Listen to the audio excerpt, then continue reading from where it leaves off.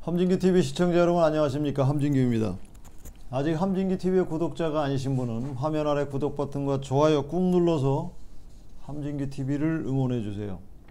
더 유익한 내용으로 여러분께 보답하도록 하겠습니다.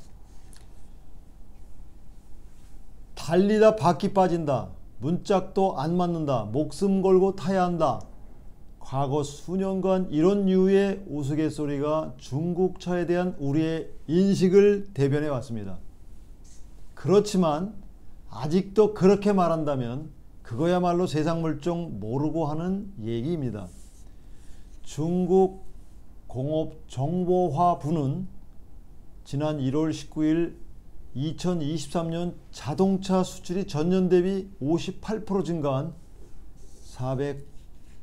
491만 대를 기록, 세계 1위로 올랐다고 공식 확인했습니다. 그동안 이 자리를 지켜온 일본은 430만 대에 그쳤습니다. 중국 자동차 산업, 이래도 얕잡아 볼 수 있을까요? 세계 자동차 역사에서 이렇게 단기간에 수출 1위 자리에 오른 전례는 없습니다. 중국 자동차 굴기의 비결은 무엇일까요? 우리는 어떻게 대응해야 할까요? 중국 자동차 굴기는 정확하게는 전기차 굴기라고 하는 것이 맞습니다. 그들의 선택과 집중 정책이 주요한 것인데요. 기술 경쟁력에서 세계 유수의 자동차 메이커들과 수십 년의 격차가 있는 내연기관 자동차에서는 승산이 없다고 보고 일찌감치 신산업인 전기차 분야를 선택에 집중한 결과입니다. 중국의 전기차 개발 정책의 역사를 잠시 살펴볼까요? 중국은 1990년대 초반부터 전기차 연구 개발을 시작했는데요. 2000년대 초반에 선진국과의 격차가 약 20년에 달하는 내연기관차는 제쳐두고 전기차 분야에 집중하기 시작했습니다. 전 세계적으로 태동의 단계여서 선진국과의 격차가 4, 5년에 불과하다는 점에 주목한 것이죠. 2001년 중국 과학기술부는 5개년 계획기간의 전기차 중심 프로젝트를 실시했습니다. 2010년에는 신에너지차를 7대 전략적 신흥사업 중 하나로 지정하고 자동차 산업 고도화를 통해 자동차 강국이 되기 위한 움직임을 가속화했습니다. 2020년 9월 시진핑 주석의 2060년 탄소 중립 실현 목표 선언 이후 2021년부터 2035년까지 추진할 신에너지 자동차 산업 발전 계획을 수립해 오늘에 이르고 있습니다. 시기적으로 전 세계가 탄소 중립 목표 달성을 위해 에너지 전환을 추진하는 것과 맞물리고 있는 데다 전기차 산업 발전에 필요한 배터리, 핵심 광물과 같은 소재 등의 자체적 공급망을 구축하고 있어 중국의 전기차 산업의 최적의 환경이 되고 있는 것입니다. 그 사이 배터리와 전기차 업체엔 막대한 정부 보조금이 지급됐습니다. 그 효과는 가히 극적입니다. 일례로 2020년의 에너지 자동차 산업 발전 계획은 2025년까지 전기차 보급률을 20%, 2035년까지는 50%로 끌어올리겠다는 당시로서는 꿈도 야무진 로드맵을 담고 있었습니다. 그런데 중국 전기차 시장이 급성장하면서 2023년에 이미 33%에 도달했고 2025년 무렵에 50%를 달성할 것이라는 전망이 나오고 있는 것입니다. 계획보다 무려 10년이나 앞당긴 것이죠. 중국은 2023년 총 3천만 대의 자동차 생산 중 전기차가 무려 천만 대 가까운 전기차 천국으로 변했습니다. 이는 전 세계 전기차 시장의 60%를 차지합니다. 중국의 전기차 굴기를 대표하는 기업은 비야디입니다.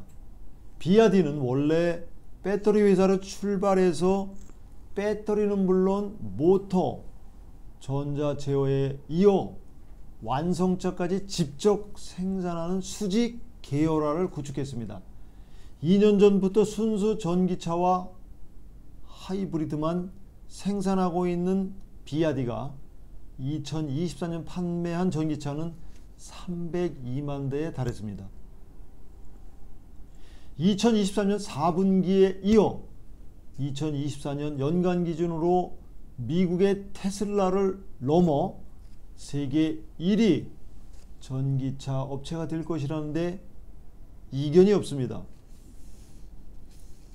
테슬라의 CEO 일론 머스크는 최근 실적 발표 회견에서 무역 장벽이 없다면 중국 자동차가 세계 자동차 회사들을 쓸어버릴 것이라고 말했습니다. 그런데 문제는 무역 장벽이 있더라도 저가 전기차 시장에서는 중국의 독주를 견제하긴 어려울 것이라는 점입니다. 미국은 중국 전기차에 대해 25%의 관세를 부과하고 있습니다. 이처럼 미국과 유럽이 관세 장벽으로 방어에 나서고 있지만 가격이 30% 이상 저렴해 관세를 물어도 경쟁력이 있기 때문입니다. 게다가 현지화나 자유무역 협정을 통한 우회 진출도 모색하고 있습니다. 중국의 전기차 경쟁력은 무엇일까요? 먼저 양적 성장을 둘 수 있습니다. 업계에 따르면 우리나라 전체 자동차 부품업체는 1만 1천 개 안팎인데 중국은 10만 개도 넘는다고 합니다.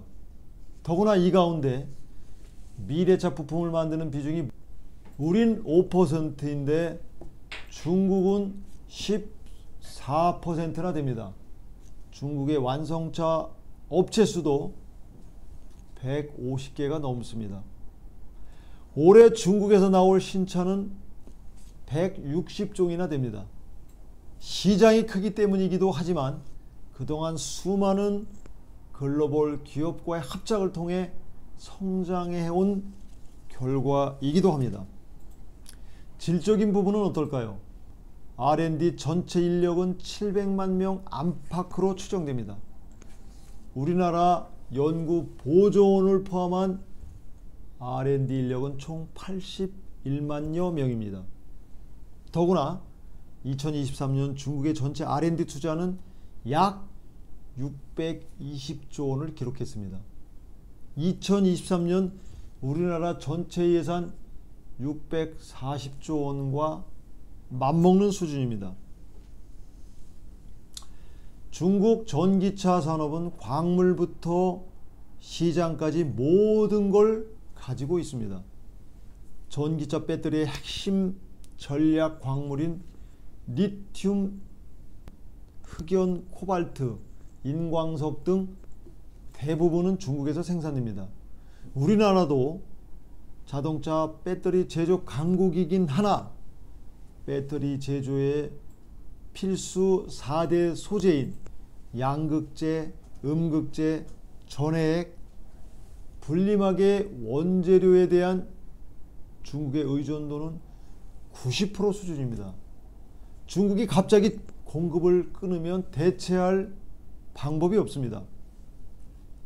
중국 배터리 시장을 양분하고 있는 CATL과 비야디는 2023년 상반기 전 세계 전기차 배터리 시장의 44%를 점유했습니다.